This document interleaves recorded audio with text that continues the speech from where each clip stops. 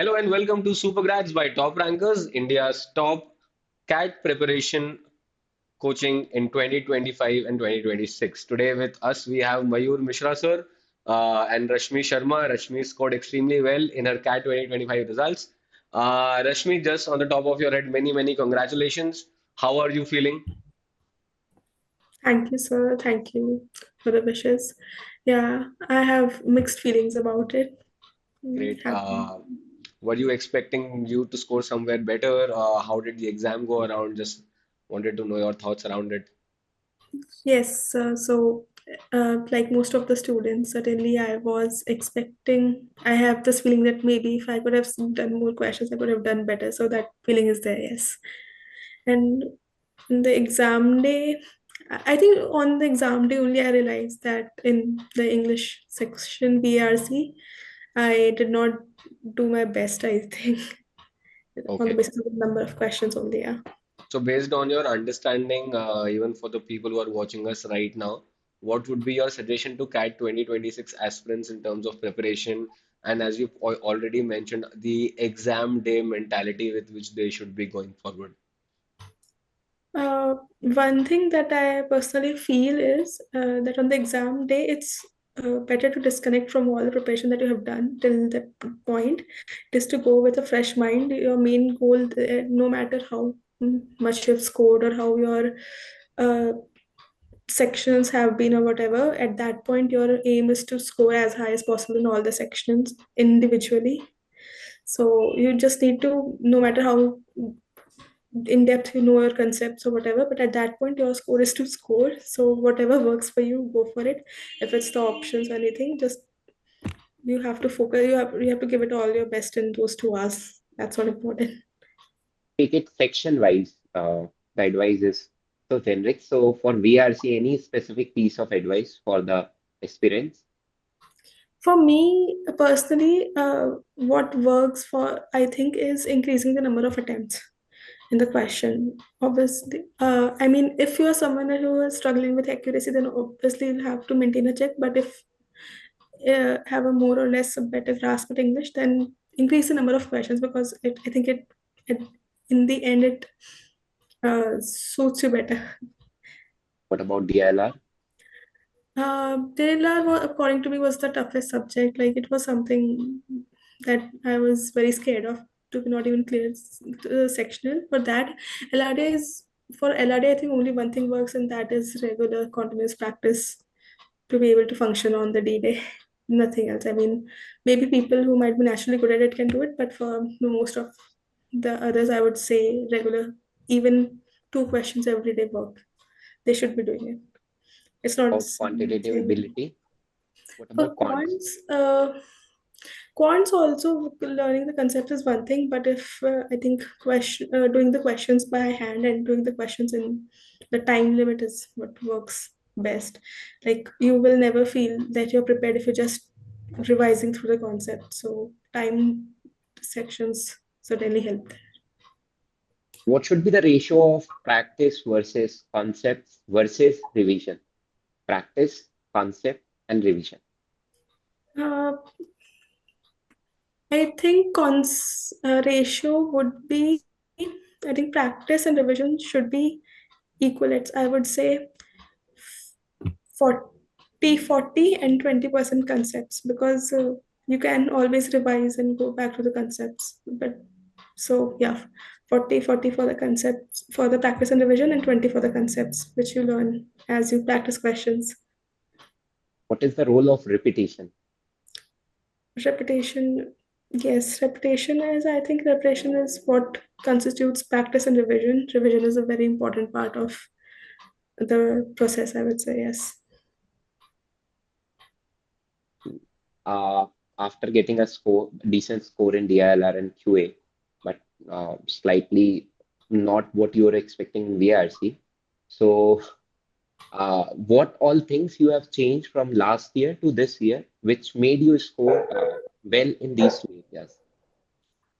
Uh, so from last year to this year, you mean for LRDI? LRDI. Let's go section wise. Yes. For LRDI, there was this practice thing because last year I went completely. blind to the paper without any practice for that year. So then this year, I had this notion that I have to clear the LRD, because I feel LRD is something that you build naturally. So that is what I ensured, that if I'm not able to, let's say, if I, with the hectic schedule and everything, if I'm not getting time for anything else, then I'll at least do one question of LRDI at the end of the day before sleeping to be in the practice. Being a working candidate, how you were able to balance your day, how your day was looking like, means getting up, and then when you were figuring out time, was it on only weekends, or is what it is what a regular engagement that you were engaged with, or how it was, how you distributed the time allocation? I aimed for regular engagement, but I'll be honest, that was not possible. It was mostly in the weekends that I was able to practice or do any revision. So during the week, I would say it was very tough. Maybe 1 hour before or after work, I would say, You used to not more. typically do your, what did you do on the weekdays and what did you do on the weekends? Like typically a lot of students are of the opinion that you give your mocks on the weekends. But did you give your mocks on the weekends or did you rather take them after the work immediately because it will just help you, do the best out of those 1 or 2 hours? No, so certainly kept the weekends for mocks, because for the 2 hour mocks and along with the additional 2 hours of analysis that is required, that amount of time I could get on the weekends only. But during the weeks, what I did my concept building mostly if possible at the end of the day. So I think practice also requires more focus, but in concept building, you are just consuming, so it's a little less effort and just you're listening to the concepts and stuff. So that's what kept for the weekdays. Rashmi, could you also tell us a bit about what was the most instrumental or helpful part in which top rankers was able to assist you in your journey through the year? Uh, for top rankers, I think the structured exams that we have, the practice sectionals on the portal, along with that, the study material, which is consolidated, all information in one place, that is helpful. Yeah, great. Any parting advice or any suggestion that you would like to give, especially with the exam pattern changing and you've seen the pattern change yourself? How Yes. do you think the exam pattern is changing and what can, CAT 2026 aspirants perhaps expect? I think pattern is something that we as candidates should not be, let's not take for granted. We should know either they can be four sections of five, four set of five set in LRD, or anything can change, or the number of questions can increase or decrease. So rather focus on the basics and, as I said, try to do as max as possible in those 2 hours. So not rely too much on on any set pattern. Okay.